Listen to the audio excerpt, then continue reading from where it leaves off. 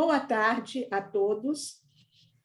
Hoje, dia 29 de agosto de 2022, iniciaremos mais uma atividade educacional promovida pela Academia de Ciências Farmacêuticas do Brasil, em nome da qual lhes dou as boas-vindas. Quero destacar que essas atividades educacionais, amplamente promovidas pela Academia há mais de 2 anos, foram remodeladas para o ano de 2022 e estão organizadas agora em 7 eixos temáticos, a saber: análises clínicas e toxicológicas, educação em ciências farmacêuticas, história das ciências farmacêuticas, insumos farmacêuticos, pesquisa farmacêutica, toxicológica e clínica, políticas públicas da saúde, tecnologia farmacêutica, de modo a abarcar mais áreas do conhecimento.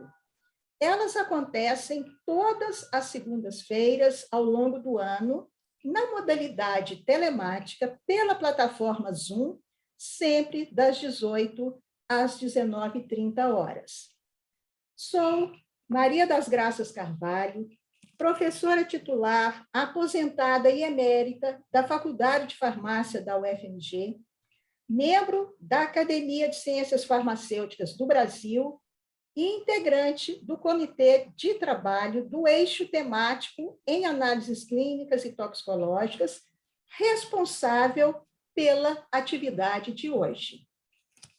Inicialmente, não poderemos deixar de registrar nossos mais sinceros agradecimentos ao Dr. Michel Kifuri, na condição de presidente da Academia de Ciências Farmacêuticas do Brasil, e ao Dr. Lauro Moreto, presidente emérito desta conceituada academia, os quais compreenderam nossos argumentos e permitiram, junto com toda a diretoria da academia, a criação de um novo eixo dentro da programação educacional dedicado às análises clínicas e toxicológicas. Estendemos também nossos agradecimentos a todos os outros membros da academia, como também a secretária Cibele Guion, que tem nos assessorado de forma exemplar. A palestra de hoje, intitulada Análises Clínicas em seu sentido mais amplo, aplicação em saúde, educação, ciência e inovação, que agora iniciamos, será apresentada pelo Dr. Alessandro Cleiton de Souza Ferreira. É com muita alegria e emoção que vou apresentar o Dr. Alessandro para os membros da academia e para o público aqui presente virtualmente, pois trata-se de um ex-aluno muito querido, que sempre foi à luta, sempre buscou mais e hoje se encontra muito bem posicionado no Grupo Pardini, um dos maiores do mundo na área. Devido à sua competência e dedicação incansável para atingir seus objetivos, o Dr. Alessandro é um exemplo para todos nós, particularmente para aqueles que estão começando sua vida profissional na área. Dr. Alessandro é farmacêutico bioquímico formado pela Universidade Federal de Minas Gerais, mestre e doutor em genética pelo Instituto de Ciências Biológicas, também da UFMG, cursou MBA executivo em gestão estratégica de negócios pelo IBMEC, em Belo Horizonte, e atualmente é vice-presidente do Grupo Pardini e presidente do Conselho de Administração da Toxicologia Pardini. Implantou e geriu vários setores do Grupo Pardini, como o Departamento de Genética, Pesquisa e Desenvolvimento, Criopreservação e Apoio Laboratorial. Além disso, o Dr. Alessandro é autor de diversos artigos e publicações em revistas nacionais e internacionais. Esta palestra de hoje tem por objetivo apresentar, exemplificar e discutir temas multidisciplinares atualizados como parte integrante do eixo de análises clínicas e toxicológicas, cuja aplicação é de fundamental importância na saúde humana e animal, na saúde pública e em laboratórios clínicos altamente especializados, no desenvolvimento de medicamentos, soros, vacinas, kits e produtos para laboratórios, também na farmácia clínica, em atividades ou procedimentos relacionados à prática de esportes e à estética. Também na pesquisa acadêmica e clínica, possibilitando o desenvolvimento da ciência, tecnologia e inovação, além da formação de importantes recursos humanos de alto nível e da transformação social. A nossa palestra de hoje está prevista para 1h30. E, ao longo desse tempo, procuraremos manter, né, a seguinte programação: 50 minutos para a apresentação do Dr. Alessandro e 25 minutos para perguntas e comentários que podem ser feitos pelo chat ou diretamente ao palestrante. Convido agora, com muito prazer e com muita alegria, o Dr. Alessandro Ferreira para iniciar a sua palestra. De antemão, muito obrigada, Alessandro, pela sua presença aqui. É um grande prazer para todos nós. Com a palavra, o doutor Alessandro. Muito obrigado. Professora Graça, minha professora da Faculdade de Farmácia da UFMG, que eu já gostaria de agradecer profundamente pelo convite. Agradeço também à Academia de Ciências Farmacêuticas no Brasil, em nome do Dr. Lauro e do Dr. Michel, e aos demais participantes, alguns colegas pelos nomes aqui. Eu faço questão de citar a minha irmã, amiga e de longas datas, colega de trabalho, a doutora Karina Braga, professora também da Faculdade de Farmácia, mas muito obrigado mesmo. Me sinto muito honrado de estar aqui, compartilhando com vocês um espectro da nossa profissão, eu como farmacêutico bioquímico, com habilitação em análises clínicas, onde a gente vai procurar falar de uma ampliação, de uma abrangência dessa atividade que cada vez mais tem relevante nas decisões médicas, tem grande relevância dentro do ambiente da cadeia de valor de saúde. Antes de tudo, eu queria apresentar um disclaimer, né, uma ausência de conflito de interesse para o assunto apresentado. Os cargos que eu possuo hoje, sou vice-presidente do Grupo Pardini, presidente do Conselho de Administração de uma das empresas do grupo e conselheiro do IACS Medicina Diagnóstica de Santos, e deixar que as informações aqui provenientes vêm de fontes oficiais de pesquisas internas e são conclusões de âmbito pessoal. Para a gente falar de análises clínicas no sentido mais amplo da sua atuação e, na verdade, da sua importância na cadeia de valor de saúde, a gente precisa um pouco entender onde que a gente está inserido. É cada vez mais importante nós, profissionais farmacêuticos, profissionais de ciências farmacêuticas, em qualquer ambiente que a gente atua, e aqui falando especificamente de análises clínicas, a gente entender que fatia da economia, que fatia do mercado como um todo, do produto interno bruto, a gente faz parte, e entender a nossa importância. A cadeia de valor em saúde, que aqui eu apresento com essa referência de 2012, que eu gosto bastante dessa configuração, né, mostrando a cadeia de valor da saúde, é uma cadeia de valor extremamente complexa, onde você tem fornecedores de produtos e tecnologias, vindas principalmente da indústria, com farmacêuticos sintéticos, produtos biotecnológicos, equipamento médicos hospitalares e órteses e próteses, né, os próprios materiais médicos e a tecnologia da informação que cada vez mais tem uma relevância muito grande dentro dos serviços de medicina diagnóstica, dentro dos serviços de análises clínicas. E esse fornecimento de produtos, ele chega até o serviço de saúde. É importante a gente salientar que já nessa primeira parte da cadeia de fornecimento de produtos de tecnologia, a atuação do profissional de análises clínicas, né? A atuação do profissional analista, seja ele farmacêutico bioquímico, seja ele biomédico, atuando ali no desenvolvimento de novos produtos, atuando ali no desenvolvimento de produtos biotecnológicos cada vez mais importantes, no controle de qualidade, que a gente é muito bem formado para isso, e cada vez mais isso vai ser mais importante. Isso cai dentro do serviço de saúde, que a gente pode ir desde o serviço primário até o terciário, até chegar no consumo dos pacientes, os consumos de indivíduos saudáveis e de empresas. E é extremamente importante a gente entender isso. E quando a gente fala de saúde, a gente tem que falar de consumo, não é uma palavra proibitiva quando a gente fala de saúde.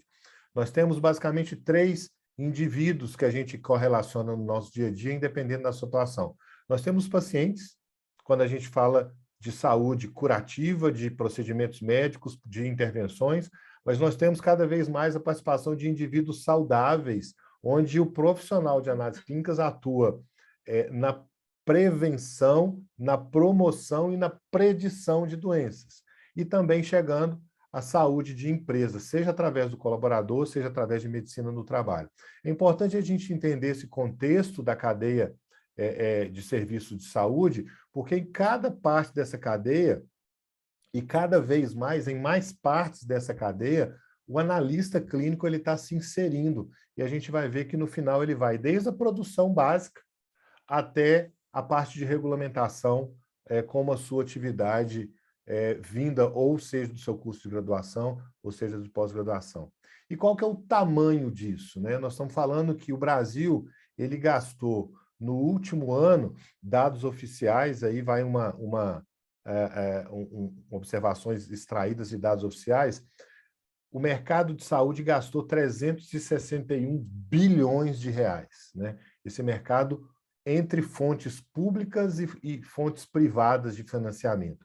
O governo participando aí com 42% e as famílias com 58%. O que eu estou dizendo hoje? As famílias brasileiras, elas geram mais recurso, elas gastam mais de saúde do que o próprio governo federal. E a saúde representa 11% do produto interno bruto. Ou seja, é uma atividade realmente de relevância para a riqueza nacional, é uma atividade extremamente relevante para o desenvolvimento macroeconômico. E aí nós temos os gastos aí derivados por saúde privada, por saúde pública, medicamento para uso humano, saúde privada paga pelo governo, então tem uma outra fatia. Muito importante a gente entender esse contexto para saber se essa cadeia de valor onde a gente está inserido, para que lado que ela vai, se ela está subindo, se ela está descendo, isso impacta diretamente em ofertas de emprego, em quantidade de postos de trabalho, na saúde das empresas e nas estruturas governamentais para sustentar esses gastos com saúde. E fazendo um corte, né, entre saúde suplementar e saúde pública, nós temos hoje 30% da população coberta por alguma operadora de saúde, por algum plano de saúde. 23% da população que gasta 68% de todo o gasto com a saúde vem desses 23% da população coberta, mais a quantidade que a gente chama de out of pocket, né? Distribuído em praticamente 700 operadoras. Vale lembrar que a quantidade de operadoras de saúde ela vem reduzindo drasticamente ao longo dos anos, por vários motivos, seja através de incorporações, fusões e aquisições, mas também gerado por uma dificuldade de sustentabilidade financeira das próprias operadoras. 86% de sinistralidade. Não sei se esse conceito é claro para todo mundo. Sinistralidade é a quantidade arrecadada por pessoa e quanto que aquela pessoa utiliza daquela mensalidade da operadora de saúde. 86% do que ela paga, em média, ela gasta com serviço de saúde, seja consultas médicas, exames laboratoriais e tudo mais.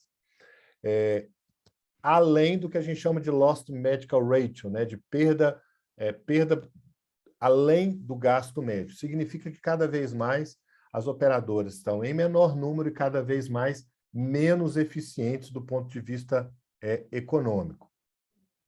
Mas também os gastos com o Sistema Único de Saúde vêm aumentando, né? É claro, eu não estou aqui caracterizando do ponto de vista qualitativo esses gastos, não cabe a mim fazer isso, mas é importante a gente demonstrar que os procedimentos clínicos aumentaram, de todos os anos vem aumentando, os procedimentos diagnósticos, ou seja, o quanto que o Sistema Único de Saúde vem gastando com diagnóstico, desde 2011 até 2022, ele quase que dobrou esses gastos, e o que nós tivemos uma queda, devido principalmente à pandemia, foi dos procedimentos cirúrgicos, e todos nós sabemos disso, fechamento de alas de hospitais, cirurgias apenas eletivas sendo feitas. Mas é importante que o SUS vem, sim, investindo cada vez mais, ou gastando cada vez mais na saúde do brasileiro, e a operadora e o sistema privado também vem gastando cada vez mais. A gente pode depois caracterizar do ponto de vista qualitativo esses gastos. Não estou falando de eficiência, estou falando da quantidade de gastos, né? E aí, fazendo outro recorte, medicina diagnóstica. A gente chama de medicina diagnóstica todos esses atos de realização de exames, aqui incluindo desde os exames de imagem, né, de imagem de alta complexidade, como ressonância, tomografia e outros, até o mais básico exame de análises clínicas dentro de um laboratório. 6,7% das despesas, daquelas despesas totais em saúde, são gastos com medicina diagnóstica, né? Ou seja, a análise laboratorial, ela não é um grande ofensor dos gastos, nem do serviço público, nem do serviço privado de financiamento da saúde. Ela nem é uma vilã do SUS, nem uma vilã das operadoras, porque ela representa apenas 6,7%. E qual que é a grande dor de cabeça dos sistemas de saúde como um todo?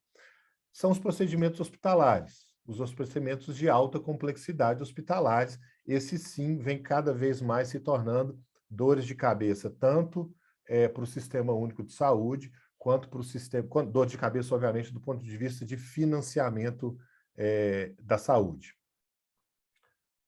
Esses gastos vêm crescendo, tanto de origem pública quanto de origem privada. Então, o SUS gastou cada vez mais com medicina diagnóstica, a saúde suplementar também gastou mais com medicina diagnóstica, e agora a gente faz um recorte disso aí.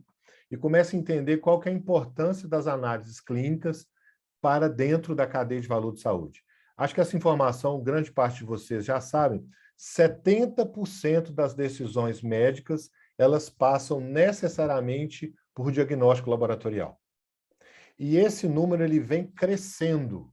Quando a gente compara a literatura mundial do que era há 10, 20, 30, 40 anos atrás, esse percentual das decisões médicas ele vem crescendo.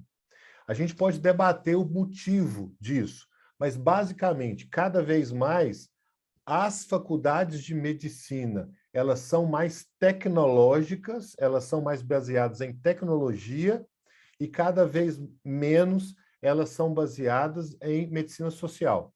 Nós temos aqui em Minas Gerais a UFMG, que tradicionalmente é uma escola baseada em medicina social, e quando a gente compara a média de exames prescritos por paciente dos médicos de Minas com outros estados cuja a formação médica é mais tecnológica, a gente tem em Minas um número médio, tanto no sistema público quanto privado, de entre 5 e 6 exames por consulta, e a gente chega em estados como Santa Catarina e Distrito Federal, que chega a ser 12 exames por consulta.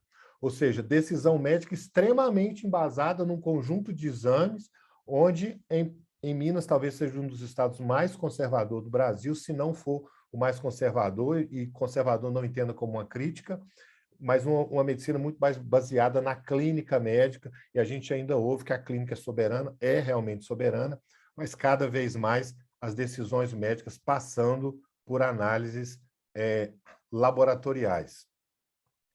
E essa informação é extremamente importante, entretanto, a gente precisa de considerar alguns pontos para a atuação do profissional. Primeiro, quando a gente fala de exames laboratoriais, de análises clínicas, existe atualmente uma mudança considerável do modelo produtivo para atender essa alta demanda de exames. E essa demanda de exames, de análises clínicas, ela vai aumentar nos próximos 5 anos, por causa da pandemia, e não decorrente de outras doenças provocadas pela infecção do Covid, mas também por uma ausência do paciente nas suas consultas preventivas e até mesmo nos seus acompanhamentos durante a pandemia. Quando a gente observa os dados do IES, Instituto de Estudo de Saúde Suplementar, a gente verifica que durante a pandemia e depois no pós-pandemia, houve um aumento absurdo do que eles chamam de doenças crônicas não transmissíveis. O que são doenças crônicas não transmissíveis? Câncer, diabetes, hipertensão, doenças autoimunes, alergias de um modo geral. Essas doenças causadas ali por uma ausência de cuidados, a gente tem relatos aqui da Sociedade Brasileira de Oncologia Clínica que os pacientes deixaram de fazer quimioterapia, e doença crônica não transmissível ela não se resolve com uma consulta, uma bateria de exames e uma bateria de medicamentos. Ela se resolve ao longo de anos. Então, essa demanda continua a aumentar. Também está mudando que surgimento de novas áreas clínicas e novas necessidades de saúde, que é o que a gente vai, inclusive, abordar aqui na nossa fala. E a ampliação da atuação do profissional para fora do laboratório tradicional de análises clínicas, atuando na prevenção, atuando na promoção, no diagnóstico também, como historicamente a gente vem atuando, mas também no tratamento e na regulação de todo esse ecossistema de saúde tão complexo. Então, cada vez mais esse profissional ele tem não só a oportunidade, mas a necessidade de ampliar essa atuação devido justamente ao que a necessidade clínica se manifesta. E aí a gente começa a falar de modelos produtivos de análises clínicas. O modelo tradicional de análises clínicas, e aqui vários professores aqui das faculdades de farmácia, de biomedicina, a gente pode debater, os laboratórios, eles geralmente repetiam o modelo de ensino departamentalizado das universidades e das faculdades.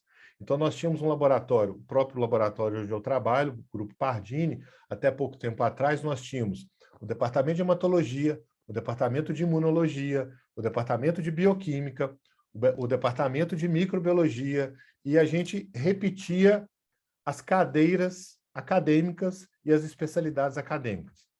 Esse modelo, apesar dele permitir uma especialização, e ele vem funcionando bem nos últimos anos, mas ele se mostra menos escalável do que um novo modelo que está se instalando, que é um modelo baseado na metodologia de diagnóstico e não na especialidade clínica, e eu vou explicar isso um pouco na frente.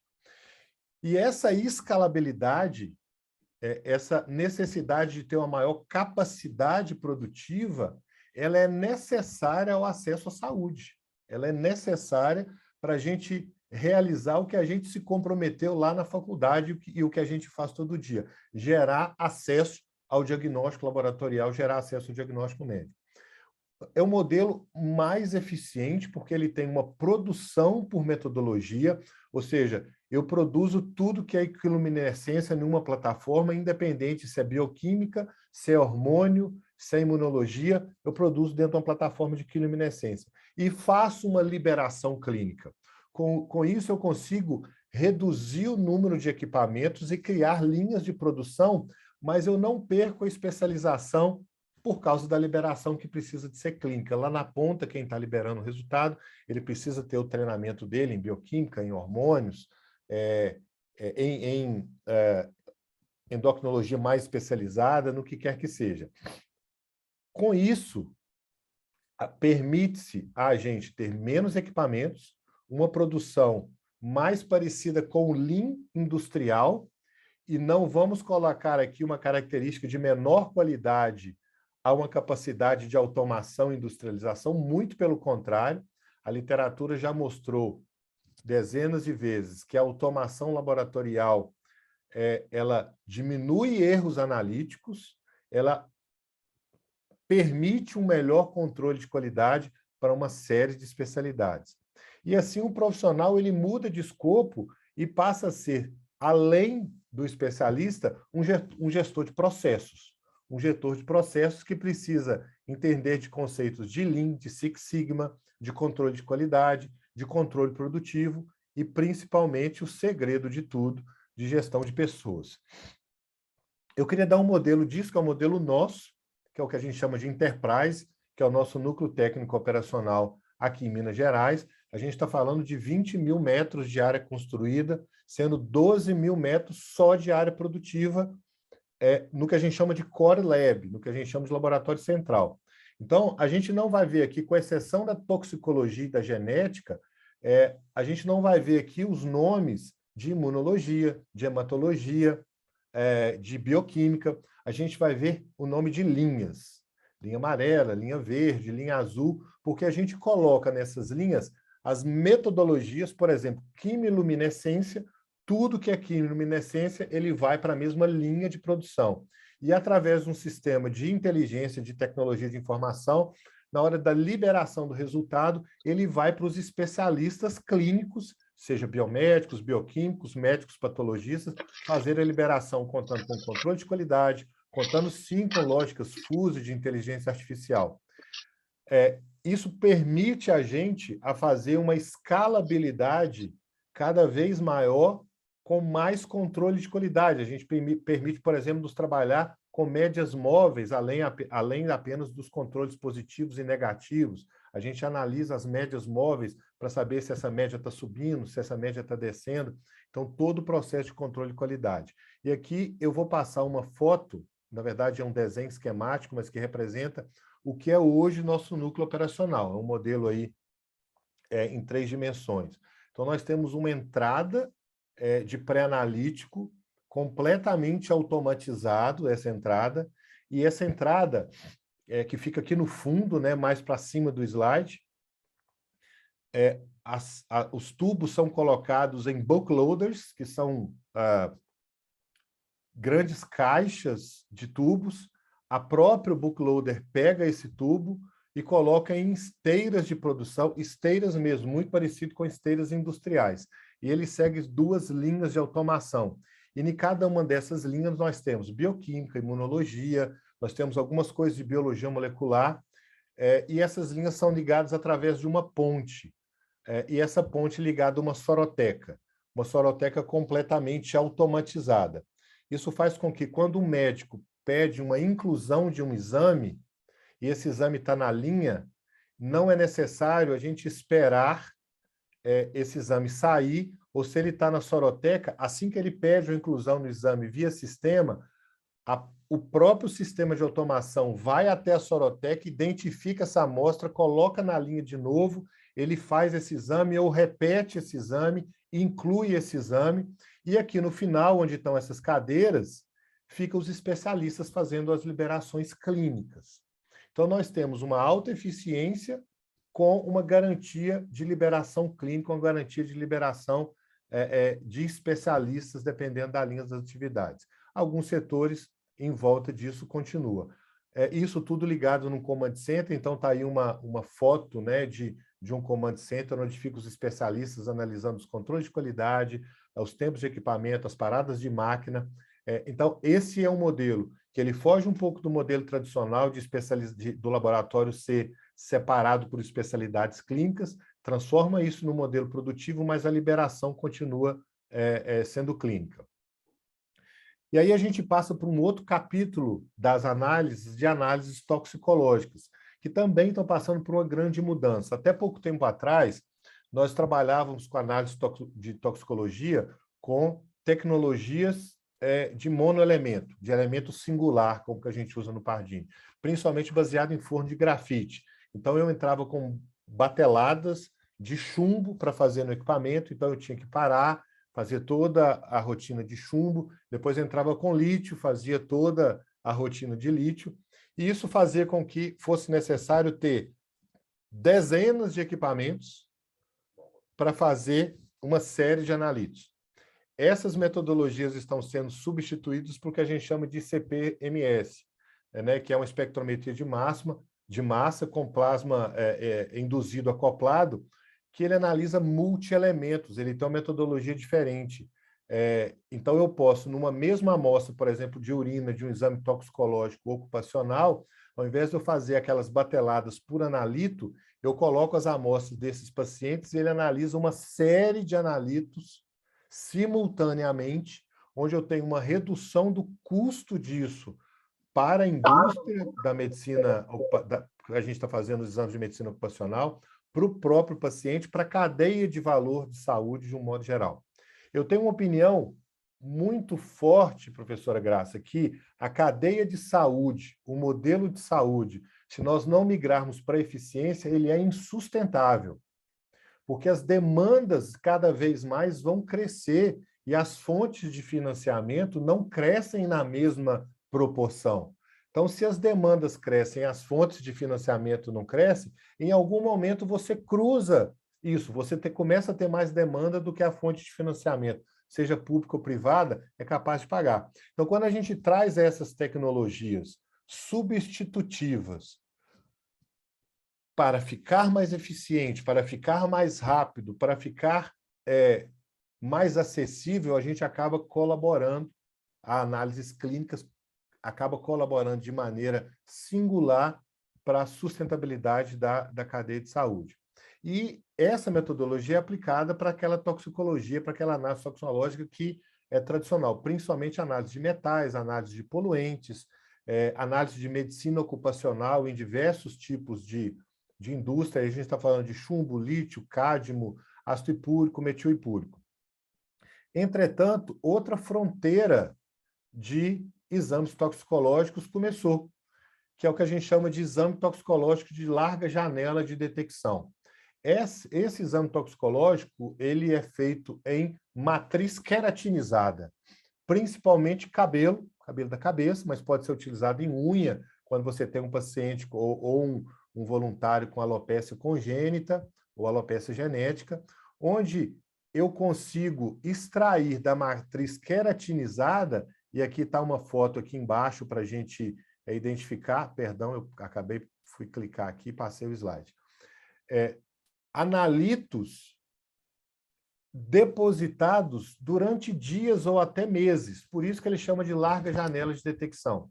Enquanto, por exemplo, um exame toxicológico de uma droga de abuso, né, eu consigo detectar na saliva durante um dia ou 12 horas, na urina durante 3 dias, fazendo análise toxicológica em matriz queratinizada, eu consigo pegar pelo menos 180 dias do último consumo e, em alguns casos, até mais do que isso. E para que se aplica hoje, atualmente, a toxicologia de larga janela de detecção? Principalmente para detecção de drogas de abuso, para atender, entre outras, o que a gente chama de lei dos caminhoneiros, né?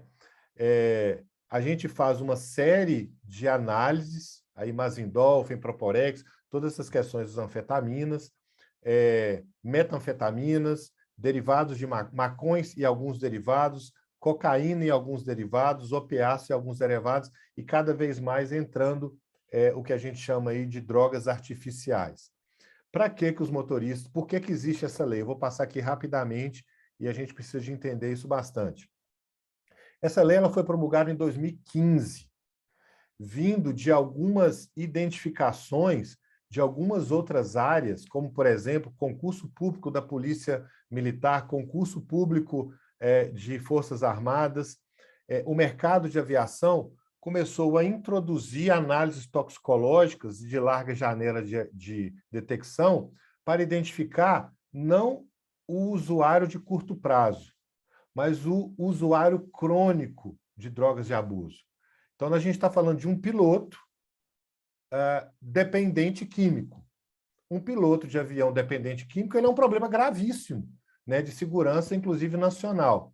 Então, vindo dessa experiência da aviação civil, em 2015, a Lei 13.103 foi promulgada, exigindo o exame toxicológico de larga janela para carteiras C, D e E, e logo em seguida, isso para você tirar a carteira C, D e E, para você ter a primeira habilitação, e na renovação dessa carteira, você também precisar fazer o exame toxicológico. Logo em seguida, foi publicado, em 2017, uma outra portaria que obrigava as empresas que tivessem motoristas cadastrados como motorista na carteira de trabalho e que tivesse carteira C, D e E, na admissão e na demissão, também fazer o exame toxicológico. O grande motivador disso foi uma identificação feita pela Polícia Rodoviária Federal, uns anos antes, onde identificou-se que mais de 50% dos motoristas de carga, principalmente de carga perecível, utilizava algum tipo de droga de abuso no seu trabalho. Não por uma questão de festa, uma questão recreativa, mas por uma necessidade de ter turnos de trabalho de 12, 16, 18 e até 24 horas seguido ao volante. Então, foi instituída essa lei. A partir do ano que vem, outras categorias vão aderir a essa lei, como, por exemplo, porte de arma. Todo mundo que tiver porte de arma vai precisar de fazer exame toxicológico, o que para mim é mais óbvio do que tudo, porque se para dirigir uma carreta você precisa de fazer exame toxicológico, para portar uma arma que é tão letal quanto, pode ser tão letal tanto, você também precisa identificar se aquela pessoa é um usuário crônico de drogas. E depois as demais habilitações. Esse setor, e eu falo isso com muito orgulho, desculpe o bairrismo, ele, dentro do Grupo Pardini, ele é gerenciado por uma farmacêutica bioquímica formada no estado do Paraná. A gente faz, em média, algo em torno de 80 mil testes toxicológicos por mês. E qual foi o impacto social desse tipo de exame toxicológico e da ação da análises clínicas nesse tipo de exame? O SOS Estradas fez um trabalho muito interessante. Ele identificou 170 mil motoristas foram identificados como usuários de algum produto químico ilegal nos primeiros anos da legislação. 170 mil motoristas. 70% usuários de cocaína.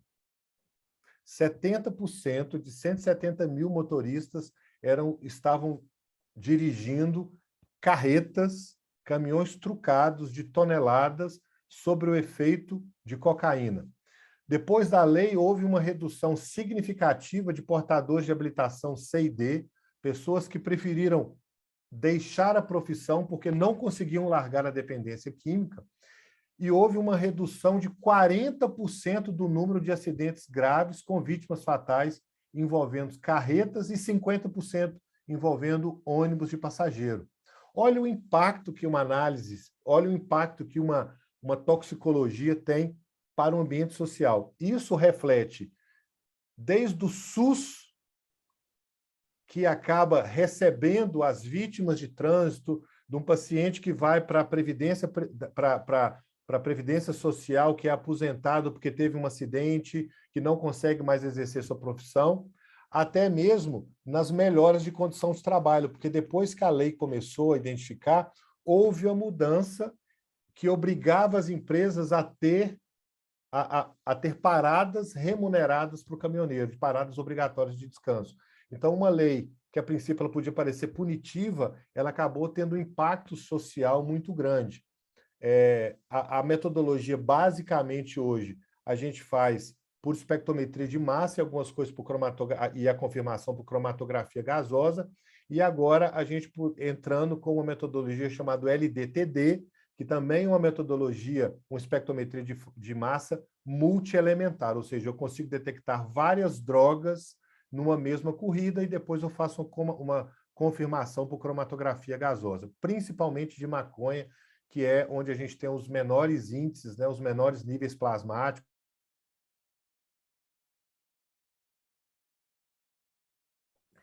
Eu creio que a pandemia, vou ver só como é que eu vou estar com o meu tempo, professora Graça, a senhora vai me orientando aí também. A pandemia ela trouxe um papel muito importante para análises clínicas, né?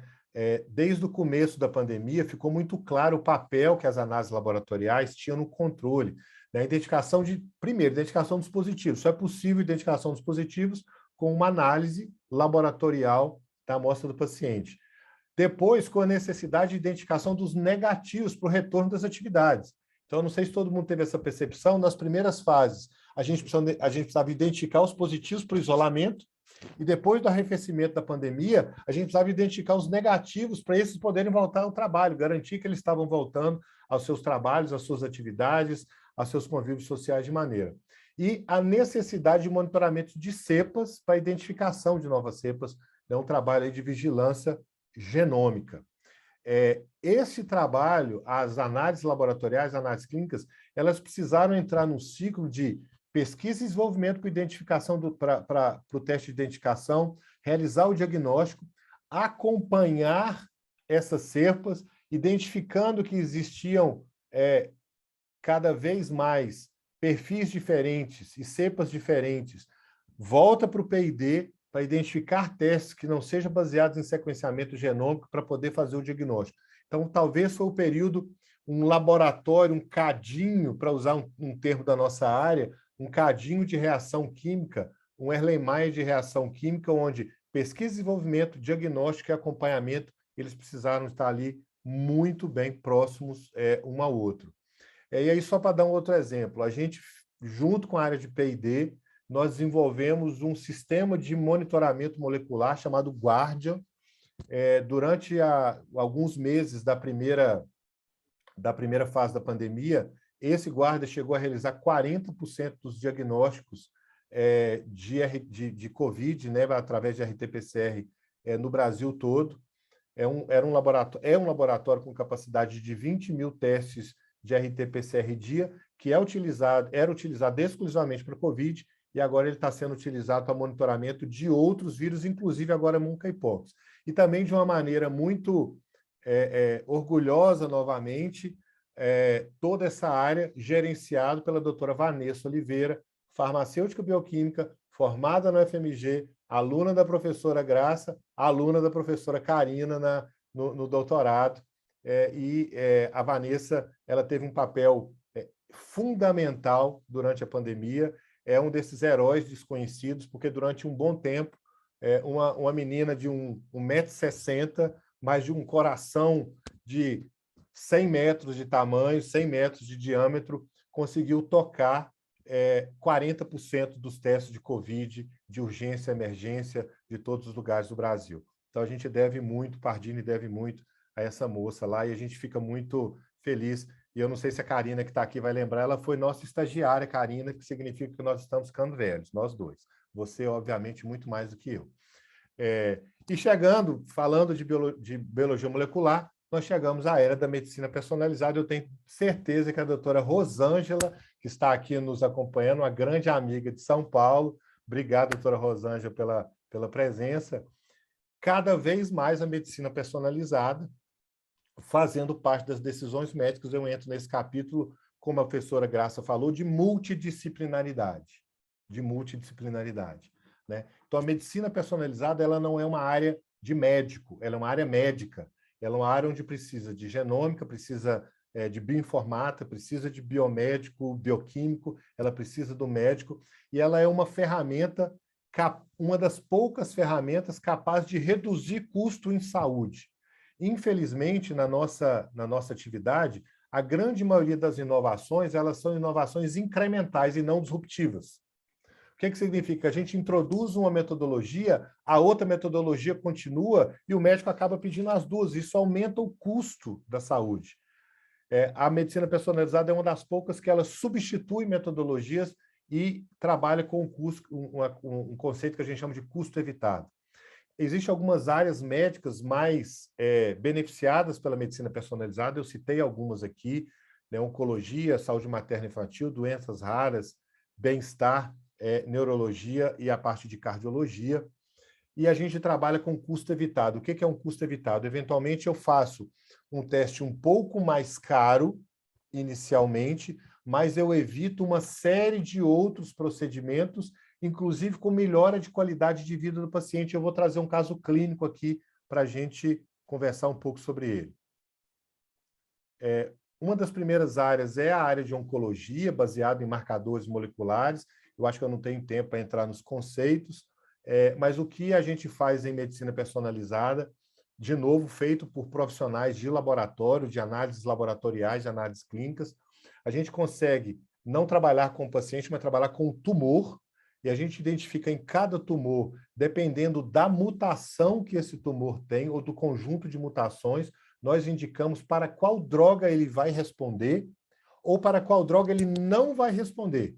Então, eu posso falar, se você tem determinada mutação, se o seu tumor tem determinada mutação no gene ALK ou no seu gene BRAF, ele vai responder a uma determinada droga. Se ele tem uma alta taxa de mutação, como a TMB alta, ele não vai responder a droga nenhuma e ele vai para a imunoterapia.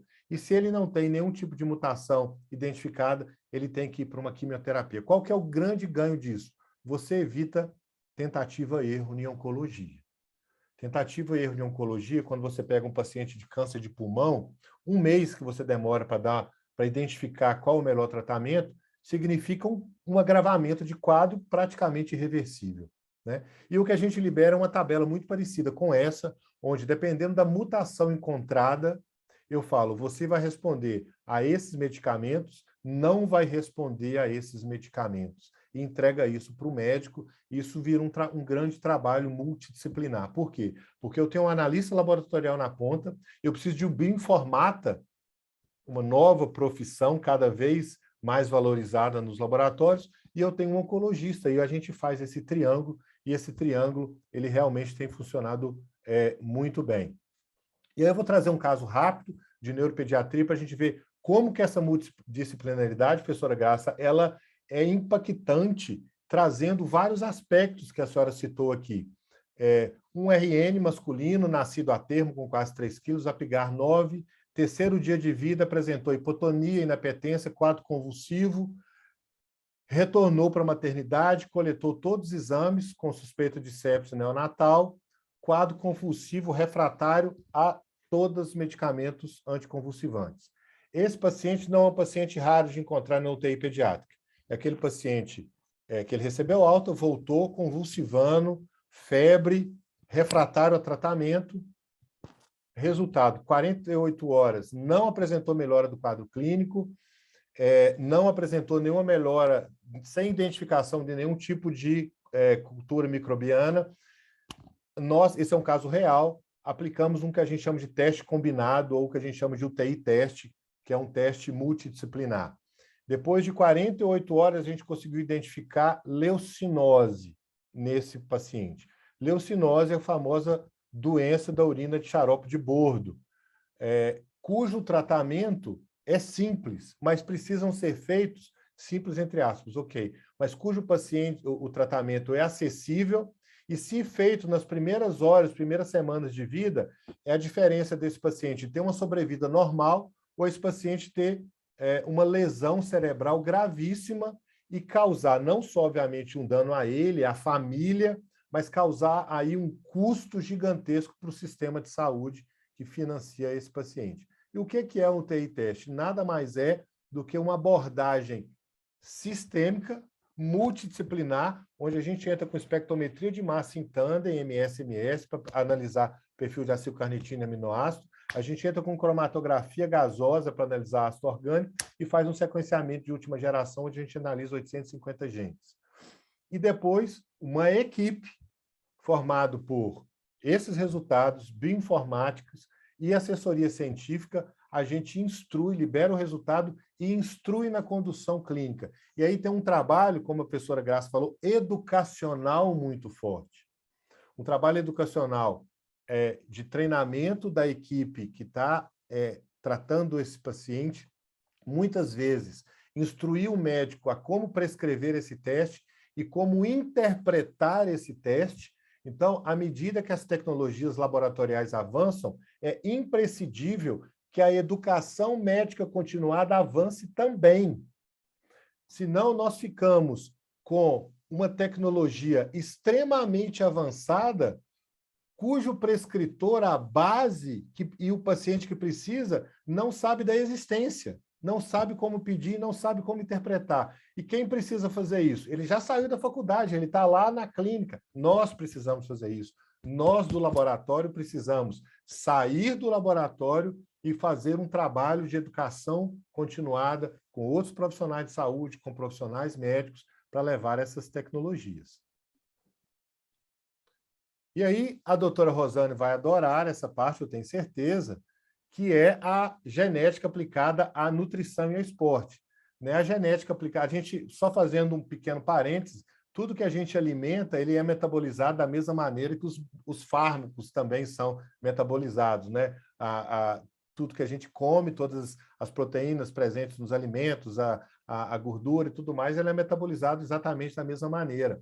E da mesma maneira com que a gente metaboliza o medicamento e tem efeitos colaterais, ou sem efeito, ou um efeito positivo, também a parte de nutrição faz exatamente a mesma coisa. Então, existem painéis hoje, painéis tanto para a área de nutrição, e depois eu vou entrar um pouco dos painéis de aptidão esportiva, onde a gente analisa uma série de genes. Cientificamente, eu não estou falando aqui de coisas não validadas cientificamente, eu falo bastante com os profissionais que trabalham comigo, não geneticistas, eu falo, existe ciência fora da fisiologia básica, da bioquímica básica, existe ciência na nutrição, existe ciência no esporte. Então, a gente analisa uma série de genes associados a características, uma bateria enorme, e a gente avalia algumas predisposições ou alguns diagnósticos, e entrega para o profissional da saúde, seja o nutrólogo, o fisiologista, o nutricionista, índices de predisposição a esse paciente ter colesterol alto, se esse paciente ter triglicérides altos, ele ter uma glicose alta. Nós não estamos falando aqui da dosagem da glicose, sim da predisposição que esse paciente tem de ter essas características. E baseado nisso, por exemplo, os nutrólogos, eles acompanham e modificam as dietas das pessoas que submetem esse teste. Nós temos casos aí de alguns famosos aí que passaram por esses testes. Infelizmente, o único que autoriza a gente a fazer é um dos irmãos da dupla daqui de Minas Gerais, e ele fez esse teste e mudou, que é o Fabiano, né, da dupla César Menotti Fabiano, ele perdeu 20 quilos numa dieta, e a dieta 100% orientada, até porque existem outras coisas aqui que passam da parte de obesidade, por exemplo, metabolismo de álcool, intolerância à lactose, hipertensão arterial sistêmica. E baseado nisso, você pode mudar aí suas dietas, é uma dieta orientada. E também, talvez o mais polêmico, testes que se faz para aptidão esportiva. Nós não falamos se a pessoa vai ser um futuro Neymar, ou um futuro Phelps, ou um futuro, quem quer que seja, astro esportivo. O que a gente fala é baseado no que tipo de fibra muscular que você tem, baseado na sua resistência aeróbica, baseado no seu potencial de recuperação muscular, qual seria a melhor atividade? Se é uma atividade, por exemplo, de endurance, de resistência, ou uma atividade de potência muscular. E o que a gente faz também a gente entrega resultados com score de maior capacidade aeróbica, de menor potência muscular ou maior potência muscular. Vou dar um exemplo. Um paciente com menor capacidade aeróbica e grande potência muscular, é muito provável que ele, se ele for um atleta de natação, que ele vá se dar melhor em provas curtas de velocidade do que em provas de longa distância.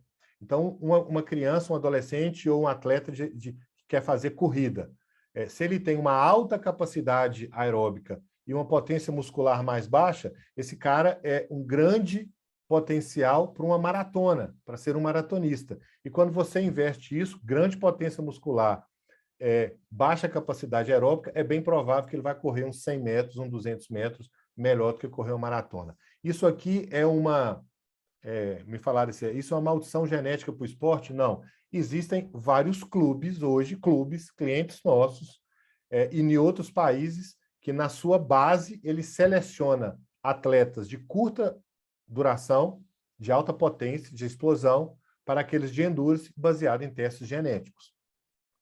Então, a genética chegou à nutrição e chegou ao esporte. E para a gente finalizar a nossa conversa, tudo isso precisa de ter pesquisa, desenvolvimento e inovação. E aí, o analista laboratorial, ele entra nisso como uma luva. Se existe uma luva tamanho M.32, pesquisa e desenvolvimento é a luva .M, a M.32 para o analista laboratorial. Existe um grande problema da nossa área, Graça, de medicina diagnóstica. Quase todas as nossas inovações, elas são incrementais, isso aumenta custo, né? Provoca, às vezes, confusão do usuário. Então, eu crio uma metodologia nova, mas eu não deixo de fazer antiga, e aí agora eu preciso prescrever as duas para dar a mesma resposta que eu dava antes.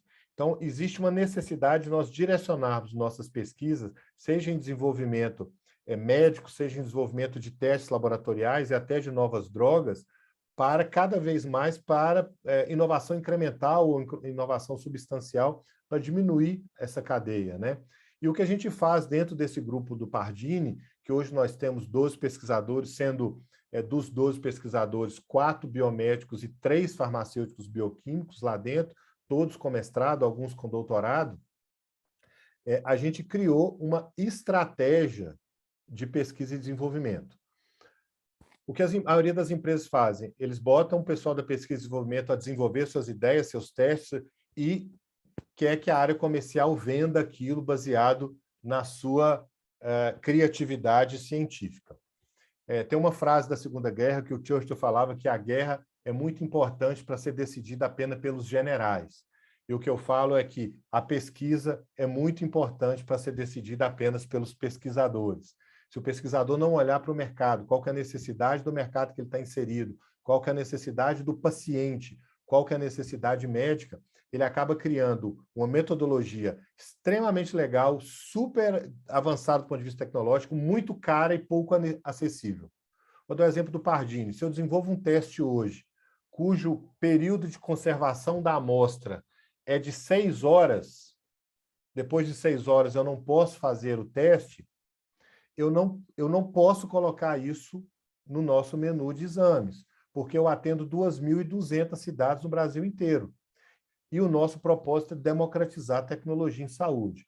Então, o que a gente precisa, sempre como pesquisador e como analista laboratorial, entender é: eu tenho as minhas convicções, mas quais são as necessidades que o mercado tem? Quais são as exigências que os médicos, que os pacientes, que os financiadores da saúde e os financiadores de análises clínicas têm? Então, esse modelo, o pesquisador faz e a gente coloca no mercado, ele não funciona. O que a gente fez foi introduzir a pesquisa como estratégia empresarial, onde a gente define a área clínica de acordo com a necessidade e com as evoluções do mercado, e para isso a gente usa muito a Agência Nacional de Saúde Suplementar e o Instituto de Estudo de Saúde Suplementar, o IES. Lá você tem o panorama da saúde e o panorama das necessidades. Agora, por exemplo, a gente direcionou, Graça, quase uma boa parte da nossa pesquisa para distúrbios neuropsiquiátricos. É o que mais cresce na população brasileira, distúrbios neuropsiquiátricos. É depressão, é demência, doenças emocionais. O espectro autista cada vez mais importante na cadeia de saúde. Então, a gente direcionou os testes, a nossa pesquisa e desenvolvimento muito para essa área. E o P&D, o Pesquisa, Desenvolvimento e Inovação, ele precisa estar associado necessariamente com centros acadêmicos de excelência. A empresa, o analista, ele não pode entender que se ele pode pegar um artigo publicado em algum lugar, padronizar, implementar e achar que aquilo tem uma validade científica, que muitas vezes não é isso que a gente observa. Então, hoje, a nossa área de pesquisa, desenvolvimento e inovação e a área de grandes empresas de medicina diagnóstica que eu conheço bem, além da pesquisa, ela é um grande gerador de conhecimento. Então, parte dos nossos sequenciamentos genômicos podem ser utilizados, por exemplo, para a geração de novas drogas. Parte do conhecimento que a gente gera é direcionado para treinamento de médicos, para ensinar os médicos não só a prescrever o exame de maneira correta, como interpretar os exames de maneira correta. O desenvolvimento, a pesquisa, o desenvolvimento e a inovação, ele tem que ter uma utilidade, ele tem que ter uma prática quando a gente fala não de pesquisa básica acadêmica, que obviamente tem a sua utilidade na formação do conhecimento, mas a gente precisa de entender que a cadeia de saúde ela precisa de inovações substitutivas, incrementais, substanciais. Senão a gente começa a introduzir uma série de testes que só agrega custo à saúde, que só agrega confusão com o usuário, tanto o paciente quanto o médico, sem um desfecho clínico relevante. E, para finalizar, eu vou deixar aqui 3 conclusões com algumas observações a respeito dela, né? Análises clínicas, ela precisa de deixar de ser um gerador de resultado de exame. Nós não somos geradores de resultados de exame. Nós somos geradores de informações para decisão médica. E cada vez mais nós precisamos de ter pessoas capacitadas para trabalhar com os dados que nós geramos dentro dos nossos laboratórios e fornecer esses dados para cunhos sociais, epidemiológicos, formadores de cálculos atuariais para decisões médicas, formadores de cálculos atuariais para decisões políticas. A gente consegue gerar dados para controle epidemiológico muito antes disso virar um problema epidemiológico. Quando um laboratório lá de Marabá ele começa a identificar os primeiros casos, por exemplo, de febre amarela, no mundo globalizado, onde eu pego um avião em Marabá e vou parar em São Paulo no outro dia, eu necessariamente preciso de entender que o meu laboratório é um radar epidemiológico e eu preciso me considerar um radar epidemiológico. Eu preciso entender que eu participo da prevenção, promoção e predição, independente do tamanho do meu laboratório, perfeito? Eu preciso entender que a gente precisa de uma mudança de modelo produtivo para gerar escalabilidade. A saúde só é viável, a medicina diagnóstica só é viável com escalabilidade. Com escalabilidade. Ela só é acessível com escalabilidade. E, acima de tudo, aí uma questão até para a formação acadêmica, a mudança do perfil do profissional. O profissional, e eu falo isso como farmacêutico, nós somos apaixonados por bancada. Fazer uma ELISA é um negócio mais bacana do mundo. Quando eu saí da bancada, a professora Karina, eu falava que eu tinha síndrome da bancada vazia. Não tem aquele negócio quando a mãe tem um filho, ele muda para outra cidade, vai fazer faculdade, eu tenho síndrome do ninho vazio, que o filho está fazendo falta. Eu tive síndrome da bancada vazia, quando eu saí da bancada e fui gestor de processos de pessoas. Mas cada vez mais a bancada ela vai ser substituída por automação, por robótica, por escalabilidade, por miniaturização de processos. Hoje nós temos equipamentos que fazem 5.000, 10.000 exames a cada batelada de 4 horas, que antes eles eram do tamanho de 2 freezers enormes e hoje ele é do tamanho de uma máquina de Xerox. Pela escalabilidade que ele tem. Entra esteira de um lado, sai esteira do outro, sai tubo do outro. Mas onde que está o meu papel como analista laboratorial, como médico patologista, como bioquímico, como biólogo? Na gestão desses processos, na gestão dessas pessoas, na liberação clínica e, acima de tudo, garantir a qualidade analítica do processo produtivo. Então, a gente sai de um papel de operador de equipamento e passa a ser um papel de gestor, mas nós precisamos aprender isso de alguma maneira. E eu falo por quem aprendeu isso, não vou dizer que da pior maneira possível, mas talvez da maneira mais difícil possível, que foi errando. Tomando decisões, errando, e o tempo foi passando. E aí a gente aprende que a gente precisa de entender de pessoas, a gente precisa entender ser gestor de processo, a gente precisa de entender de dados, cada vez mais a estatística, o analytics, a bioinformática, ela precisa fazer parte da formação básica do analista laboratorial, que é o que a gente vai fazer daqui a uns anos, né? Alessandro, qual que é o prazo disso? Eu dou um prazo de 5 anos para grande parte das análises, inclusive microscópicas não dinâmicas, estarem, pelo menos, parcialmente automatizadas. O que eu estou chamando de análise microscópica não dinâmica? Se a gente for pegar lá um corte histológico de um tecido, onde a gente analisa nuances de cor, um software consegue analisar no nível de pixel. Ele consegue ter uma memória de imagem muito maior do que a nossa. Ainda não é viável, mas cada vez mais é viável.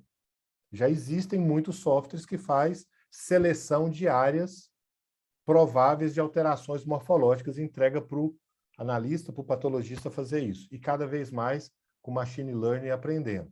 Então, a gente precisa sair dessa posição de operador de máquina, de liberador de resultado de exame, para ser um gerador de informação e um gestor de processos e qualidade do processo em saúde. Era o que eu tinha para a gente conversar. Desculpe os minutos que eu extrapolei, professora Graça. Agradeço mais uma vez à academia pelo convite, me sinto honrado em estar aqui. Graça, é uma satisfação enorme poder te ver depois de ter sido seu aluno, porque eu dei um pouquinho de trabalho para a Graça, mas ela não conta isso para ninguém. Muito obrigado por todos aí. Eu é que agradeço muito, em nome do nosso eixo de análises clínicas e toxicológicas, a brilhante palestra tão atualizada e tão pertinente.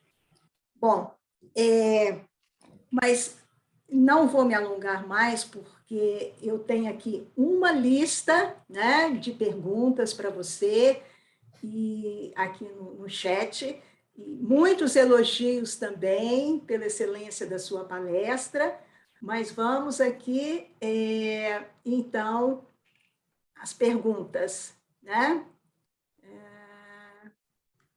Só um minutinho, por favor. Vamos começar aqui do início. Ok.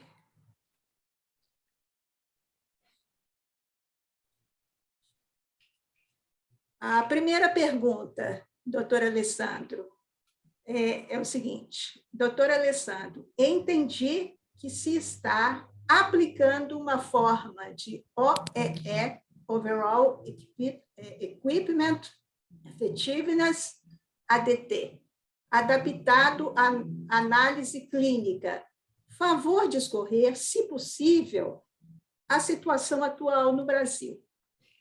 Ok, eu agradeço a palestra. Na verdade, existem vários conceitos que podem ser aplicados ao modelo que eu apresentei. O modelo que eu apresentei, e é uma coisa que eu sugiro a todos que façam, geralmente a gente tem mania de fazer benchmark dentro da própria indústria, dentro do próprio segmento. E o que o Pardini fez, nós fomos para a indústria fora da nossa área de atuação, principalmente, acredite ou não, para a indústria automobilística. E o que a gente implementou, o modelo que a gente implementou é o modelo Lean, é o modelo de produção Lean. Ele talvez seja o mais adequado ao que a gente faz hoje no Pardini. O Six Sigma, a gente não manifesta o Six Sigma, não usa o Six Sigma em todas as áreas laboratoriais, somente onde a gente tem automação full mesmo, de ponta a ponta, mas o modelo que a gente tem hoje é um modelo Lean. Qual que é a grande questão do modelo que você está propondo e o modelo Six Sigma, como outros modelos de automação e de gestão de processo? Para a gente fazer isso na plenitude, a gente precisa de high throughput. A gente precisa de alto volume de amostras para processar.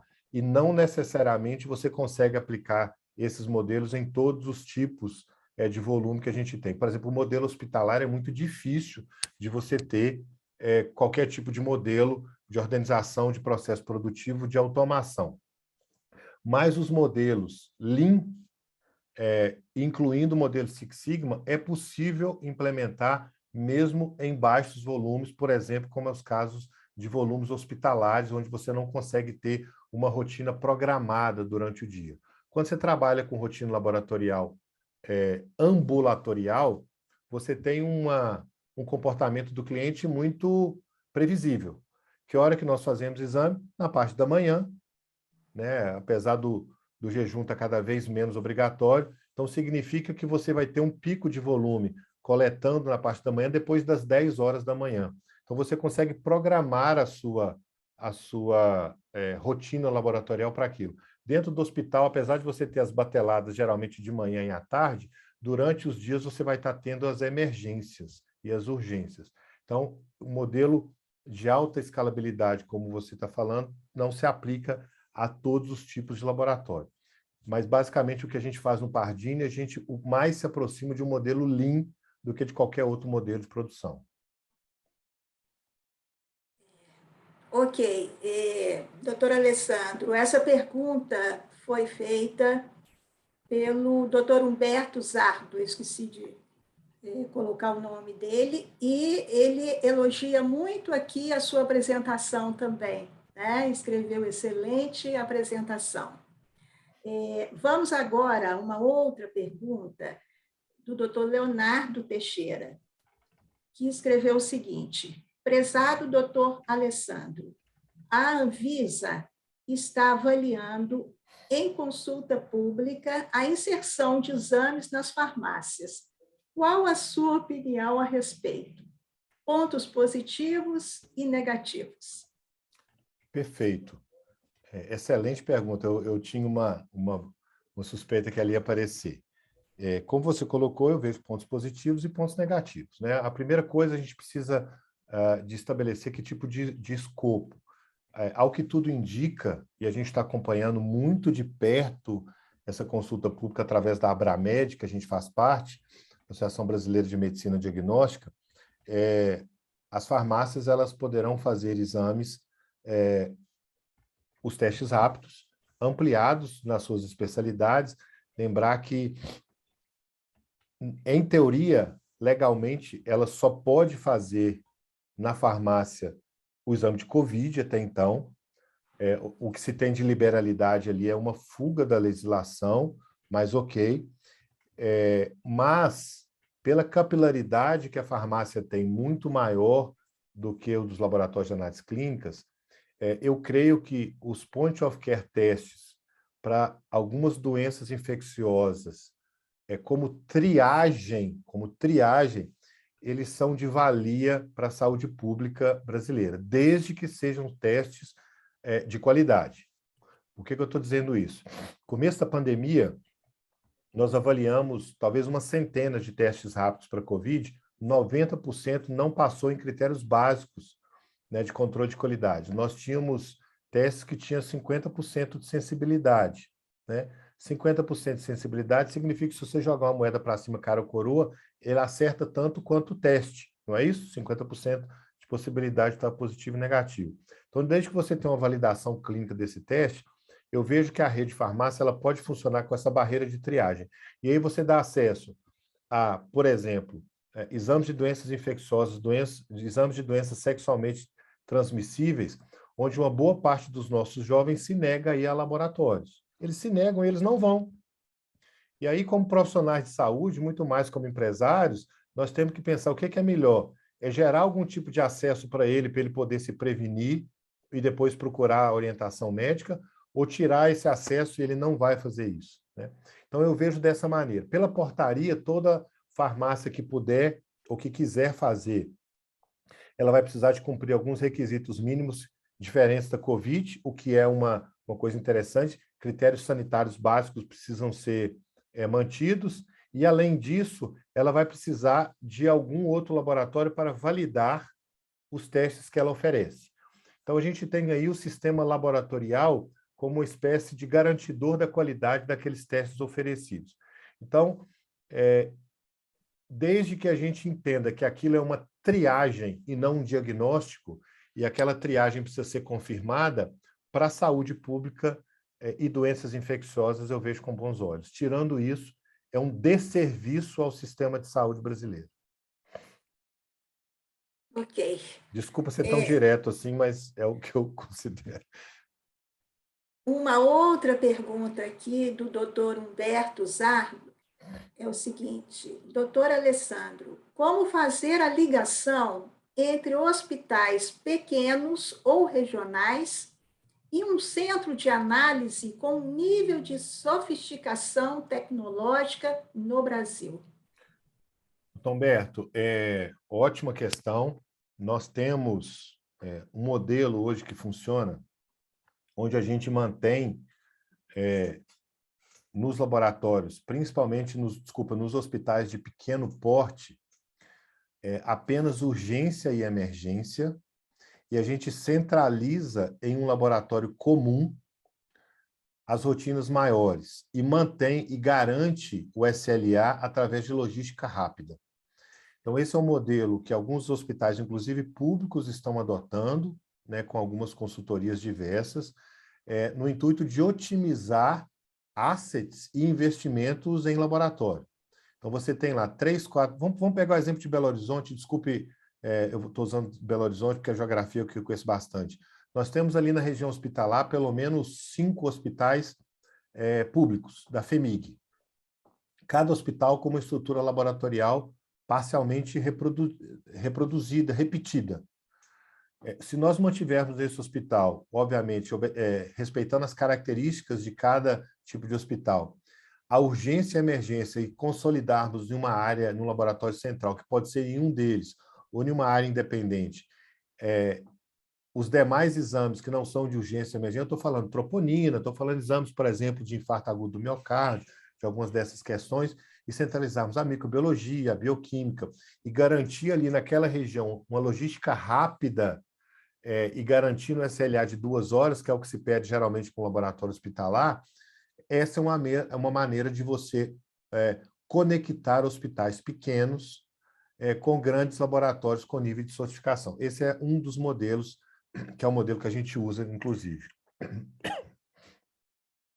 Bom, chegou agora a vez da nossa querida professora Carina Braga. Ela escreveu o seguinte para você, Alessandro. Excelente palestra. Muito obrigada por compartilhar conosco tanto conhecimento. Gostaria de saber como está o uso de Point of Care Testing na rotina dos laboratórios fora do ambiente hospitalar. Perfeito. Carina, cada vez mais aumentando o uso de Point of Care Tests, tá? A gente fala isso porque nós temos, inclusive, uma distribuidora de Point of Care Tests exclusivamente para laboratórios, a gente fez questão de fazer isso, e a gente pega ali toda a parte de doenças infecciosas e agora crescendo muito arboviroses, né? O consumo e a utilização aumentando cada vez mais nos laboratórios.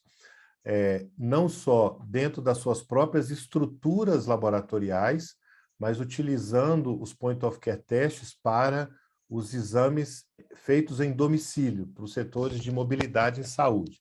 Então, a grande parte dos laboratórios de análises clínicas, eles têm ali o que a gente chamava antigamente de serviço de domicílio, coletar na casa do paciente. Hoje tem uns nomes mais legais, Anywhere Lab, e por aí vai, mas os laboratórios, de um modo geral, além da coleta dos exames tradicionais, então, Karina, estão levando até as casas os testes Point of Care. Né? Hoje, vou pegar teste de COVID e influenza, uma grande parte dos testes de COVID e influenza eles são feitos em domicílio através de testes rápidos. Para quê, Karina? Pela necessidade que o paciente tem. E é sempre importante a gente entender a necessidade do paciente. Aquele paciente que pede uma coleta, um teste rápido em domicílio para influenza ou COVID, ele está querendo aquele resultado para saber se ele vai trabalhar ou não.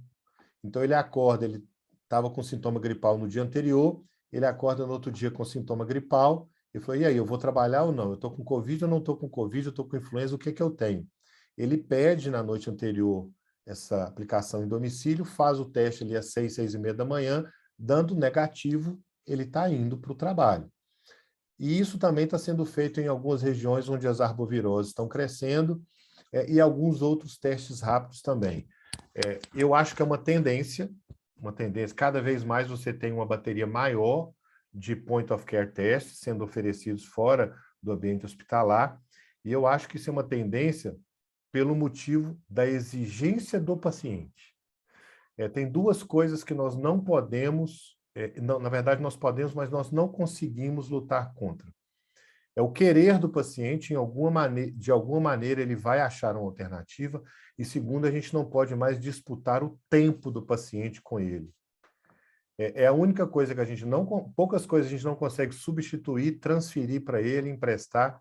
Então, cada vez mais ele quer resposta rápida para as suas necessidades. Então, o uso de Point of Care Test tem aumentado. Eu já consigo te dar, inclusive, uma geografia. No sul do Brasil, isso é muito mais frequente, né, dentro da nossa base, por exemplo, de clientes, do que no norte e nordeste. Então, a gente tem um gradiente, assim, o sul usando mais, né, ali a região sudeste e centro-oeste de uma maneira intermediária, e no norte e nordeste ainda usando também, mas menos do que no sul do Brasil. Ok. Agora, nós temos aqui um comunicado do doutor professor Tarcísio Palhano, que é acadêmico também. Ele parabeniza a você, Alessandro, e pede desculpas para se ausentar, porque ele tem uma reunião agora às 19 horas. Entendo Em perfeitamente. seguida, nós temos aqui uma mensagem aqui da Janaína Braga, que diz que é da Liga de Análises Clínicas da UFMG. E, primeiramente, ela gostaria de parabenizá-lo pela excelente palestra e disse que está gostando muito, aprendendo muito, e gostaria de saber sobre o atual custo dos painéis genéticos na questão da acessibilidade dos testes pela população em geral. Perfeito. Janaína, grande parte dos painéis genéticos, hoje, eles têm cobertura, por exemplo, de plano de saúde, principalmente os painéis aplicados a câncer. Os painéis aplicados a câncer, eles têm, na grande maioria, são cobertos, estão no rol da ANS, eles estão de maneira isolada, né? Lá análise de BIRAF, análise de EGFR, e quando você junta no painel, você associa esses códigos e pode cobrar do convênio. Obviamente, quando a gente fala no teste de aptidão física ou no teste de nutrigenômica, como eles não fazem diagnóstico de doença, e sim de predisposição a uma característica diferente, por exemplo, de um BRCA1 e 2, que também é predisposição, mas não é uma característica, ele tem uma penetrância muito forte, está associado a câncer e tem cobertura de plano de saúde, mas os painéis de aptidão esportiva e de aptidão e de nutrigenômica, eles não são cobertos pelas operadoras de saúde, justamente por esse motivo, e aí você tem uma variabilidade muito grande, dependendo de que tipo de serviço que você agrega a esses painéis. Então, eu vou te dar uma informação básica. Eu não estou falando necessariamente do Pardini, eu não me sinto à vontade para colocar, mas você encontra no mercado valores desde R$ 1.200 até R$ 4.000, R$ 5.000, mas você tem, por exemplo, serviços agregados a esses painéis. O próprio nutrólogo, o próprio professor de educação física ou fisiologista te dando todo um suporte, vai depender muito do que você está procurando e que tipo de serviço você está procurando. Mas os painéis de diagnóstico, o painel, por exemplo, de autismo, hoje tem cobertura da operadora de saúde. Os painéis de demência têm cobertura de operadora de saúde. Os painéis de câncer, a grande maioria, tem cobertura de operadoras de saúde. E como toda tecnologia, Janaína, com o tempo ela está ficando mais barata. Eu gosto sempre de dar um exemplo, fora da área de diagnóstico, do teste de paternidade. Quando eu e a Karina Braga começamos lá na genética do Pardini, há poucos anos atrás, a Karina é bem mais velha do que eu, certamente ela vai me mandar uma mensagem me xingando por causa disso, o teste de paternidade custava R$ 2.800. Isso há 24 anos atrás. Hoje você faz um teste de paternidade por R$ 200, por R$ 180, dependendo do laboratório. Por quê? Porque a tecnologia vai ficando mais barata. Cada vez que passa, a tecnologia vai ficando mais acessível, vai tendo mais fornecedores, vai tendo mais distribuidores, o ambiente concorrencial vai mudando e você vai ficando mais barato. E, além disso, a ANS está cada vez mais incluindo procedimentos genéticos de painéis no seu rol. Provavelmente o novo rol vai subir novamente com outros painéis ligados a doenças neuropsiquiátricas, que é uma necessidade muito grande, urgente, né, médica atual, e aí a gente vai conseguindo gerar e agregar isso, e, na verdade, gerar acesso à maior parte da população. Ok. Tem muitas mensagens aqui de agradecimento para você, e muitos elogios pela excelente palestra, mas eu não vou poder ler porque nosso tempo está se esgotando, né? Então, eu tenho que passar para as questões. Então, aqui eu vejo uma outra questão dirigida a você, do Dr. Leonardo Teixeira, que é acadêmico também, e que diz o seguinte: para os testes genéticos de seleção de aptidão realizados pelos clubes, há um consentimento e ou aprovação ética para esta realização? Com certeza, com certeza. Existe um termo de consentimento, que é um termo de consentimento livre e esclarecido. Obviamente, o atleta ele submete isso de livre e espontânea vontade, inicialmente, ele não é obrigado a fazer isso. Só que, na verdade, quem mais se interessa em fazer são os próprios atletas. Porque o objetivo desses painéis não é falar se você vai ganhar medalha de ouro ou não vai ganhar medalha de ouro. É falar assim, olha, Alessandro, de acordo com o seu painel, com a sua fisiologia, com a sua potência muscular, sua recuperação, seu potencial aeróbico, você teria mais facilidade de ser um atleta de endurance, ou seja, de longa distância. Ou então, de acordo com o seu potencial muscular, sua fisiologia, você se daria melhor em uma prova de explosão. O próprio atleta ele se interessa para saber, para ele otimizar os treinos dele, né? Mas sim, existe um termo de consentimento livre esclarecido, não é uma segregação genética. Óbvio que isso é sempre uma polêmica, e não é um determinismo genético. Não é um determinismo genético. Nós temos aqui no Pardini um exemplo de um atleta medalhista, obviamente eu não posso citar o nome, medalhista de ouro em 2 Olimpíadas, onde a fisiologia dele era justamente o contrário da prova que ele faz, é completamente oposto. Mas ele, desde pequeno, ele não gosta do tipo de prova, na verdade ele é um atleta de endurance, e ele não gosta da prova de explosão. Ele não gosta, nunca quis, e ele se esforçou e fez tudo, obviamente, talvez na explosão ele poderia, se ele gostasse, ele poderia ter mais facilidade, mas não é um determinismo genético, tá? Ele é uma orientação para facilidade. Nós temos agora uma mensagem aqui da professora Daniele Rios, da Universidade Federal de São João del Rei. Ela faz aqui um comentário, uma pergunta muito interessante. Parabéns, doutor Alessandro, e obrigada por compartilhar tanto conhecimento conosco. Sua palestra me fez pensar que o ensino em análises clínicas nas universidades vai precisar passar por uma grande revolução para atender às demandas do mercado. Mas, ao mesmo tempo, vejo uma distância entre o que o grupo Pardini faz e a maioria dos laboratórios do país. Você acha que essas mudanças no ensino devem ocorrer a curto, médio ou longo prazo? Perfeito, perfeito, professor. Obrigado pela pergunta. Sim, existe uma diferença tecnológica, né, e uma diferença de porte do Pardini para uma boa parte dos laboratórios do Brasil. Entretanto, a gente cai no mesmo conceito de acesso à tecnologia, né? O que o Pardini faz hoje, consegue fazer isso? Hoje, pelo nosso porte, a gente consegue ter acesso a tecnologias que são caras para se adquirir, mas que tornam os exames mais baratos de se oferecer.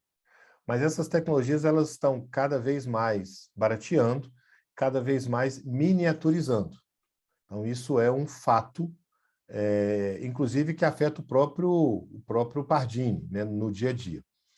O que eu estou dizendo, então, é que dentro de alguns anos, o que hoje ele é exclusividade de grandes laboratórios, cada vez mais ele vai ser mais acessível para os laboratórios de médio e pequeno porte, porque ele vai ficando cada vez mais barato e vai ficando cada vez menor.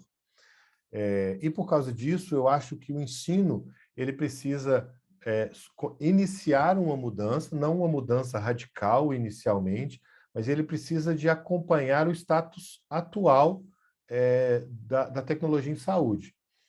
Você treinar um aluno para ser um gestor de processos e um gestor de recursos e um gestor de pessoas, independe se ele trabalha numa empresa com 7.000 colaboradores, como o Pardini, ou numa empresa de 15 colaboradores, como uma boa parte dos laboratórios do Brasil. Ele vai precisar de gerir processos, mesmo que sejam processos menores, mesmo que sejam processos manuais. Então, eu não estou sugerindo uma introdução no modelo de ensino de automação laboratorial pura, e sim de gestão de processo. Por quê, professora? Porque automatizar não é a solução. A melhoria do processo é a solução. Se você automatiza um processo ruim, você tem uma automação ruim. E você quebra, porque você fez um grande investimento com automação. O segredo não é a automação, o segredo é a reengenharia do processo. É você ter processos mais eficientes, controle dos seus custos e gestão de pessoas. A partir daí, você pode pensar em automatizar. Todos os nossos colegas, todos os nossos laboratórios, inclusive com benchmark mundial, que automatizou processo ruim, piorou drasticamente a prestação de serviço. Então, primeiro você reengenharia seus processos. Eu não estou falando da reengenharia da década de 80, não. Eu estou falando de uma melhora processual, uma lógica processual, um controle de qualidade e uma gestão de custos, para depois você crescer e automatizar. Alessandro, nós vamos ter que abreviar bastante. Perfeito, Graça. As perguntas e as respostas. Tá bom. Inclusive, acho que eu vou agrupar algumas delas aqui e vou priorizar as de conteúdo bem diferente. Aqui nós temos uma pergunta aqui do doutor Lauro Moreto para você. É o seguinte, doutor Alessandro, qual é a tendência e relevância de autotestes? Nossa, doutor Lauro, a tendência é ele crescer, não da mesma maneira do que os point of care tests aplicados por outros profissionais, mas existe uma tendência mundial do que chama de autocuidado. Tá? Então, no último congresso, por exemplo, do ACC, a gente já viu lá várias palestras sobre autotestes, obviamente com todos os tipos de opinião, mas é uma tendência de crescer nos próximos anos, justamente por um querer da população. Então, a população vai pressionar e a indústria vai ver isso como oportunidade, então a tendência é crescer. Obviamente, eu sou cheio de ressalvas sobre os autotestes, principalmente pela coleta desses autotestes de doenças infecciosas, por exemplo, mas é uma tendência que tende a crescer. E, finalmente, aqui o nosso acadêmico Adilson Kleber, que inclusive faz parte do nosso eixo de análises clínicas, ele está pedindo permissão aqui para abrir o fone e fazer a pergunta diretamente para você. E pode fazer a pergunta, sim. Perfeitamente. Obrigado, professora Graça, muito obrigado. Doutor Alessandro, parabéns pela palestra, excelente, né? Foi o nosso primeiro convidado, né, desse eixo, né, já brilhantando a nossa sessão. Bom, fiquei muito feliz, né, ouvindo hoje falar que existem testes envolvendo Deep Learning e Machine Learning, né? Eu sou da época do Coulter STKS, acho que você deve lembrar. Nossa, sei demais. Com certeza. É uma época antiga, né? E, assim, a minha questão vai versar em duas situações, né? Hoje a gente sabe que a maior parte dos erros laboratoriais são relacionados com o pré-analítico, né? Tudo que antecede a chegada da amostra na parte analítica. Mas pouco fala-se sobre como os laboratórios que trabalham em grandes escalas, né, como o Pardini, eles lidam com os erros analíticos, né? Eu fiquei muito feliz aqui, né, e surpreso com esse Command Center analítico que vocês têm, né? Parabéns, excelente. Mas eu queria saber se tem algum artigos publicados nessa área, né, falando qual que é a porcentagem de erros analíticos, né, e o que isso representa, assim, pensando numa estrutura como a de vocês, que processam milhões de exames anuais. Essa é uma primeira pergunta, né? Tá. E aí a segunda é falando um pouquinho sobre a parte de genômica, né, principalmente voltada para a oncologia. E assim, o que eu vejo que poucos laboratórios hoje fazem transcriptoma em oncologia, né, e mesmo lipidoma, que quando você for ver o timeline, né, do avanço da identificação do fenótipo, ele é tão importante quanto a genômica. Eu queria saber se o Pardini ou se você tem informação de outros grandes olham para essas duas vertentes também. Perfeito. E mais uma vez, parabéns. Obrigado. Vou começar pela segunda pergunta. Nós temos hoje no Pardini e em outro laboratório parceiro também de tamanho maior, pesquisas, né, desenvolvimento de transcriptoma para câncer. Ele ainda não tem uma viabilidade financeira e uma aceitação clínica. Existe uma aceitação acadêmica, um entendimento acadêmico, mas ainda uma resistência clínica ou uma baixa aceitação clínica do transcriptoma. Além disso, o transcriptoma ele tem uma inviabilidade financeira, ou seja, a gente, no caso de ter esse teste, uma vez validado clinicamente, ele seria um teste pouco acessível para grande parte da população, e isso é uma coisa que impede, no curtíssimo prazo, a gente desenvolver. Mas sim, existem iniciativas de transcriptoma e ponto final. Existem outras coisas de metagenômica com flora bacteriana, intestinal e entre outras coisas que a gente pode depois conversar à parte e eu deixo meus contatos com você. E sobre a primeira coisa, assim, com o volume de dados que nós fazemos, só para você ter uma ideia, nós processamos no último mês quase 12 milhões de testes, né, só no nosso núcleo técnico operacional. Para você fazer controle de qualidade de estudo, você tem que ir de A a Z, você tem que usar as metodologias tradicionais de controle de qualidade, ou seja, desde amostra controle, soro controle e tudo mais. E no nosso caso, a gente entra com inteligência artificial e alguns algoritmos de inteligência artificial para fazer a varredura desses dados, encontrar dados discrepantes. A gente trabalha com médias móveis, isso tudo por inteligência artificial, ninguém, né?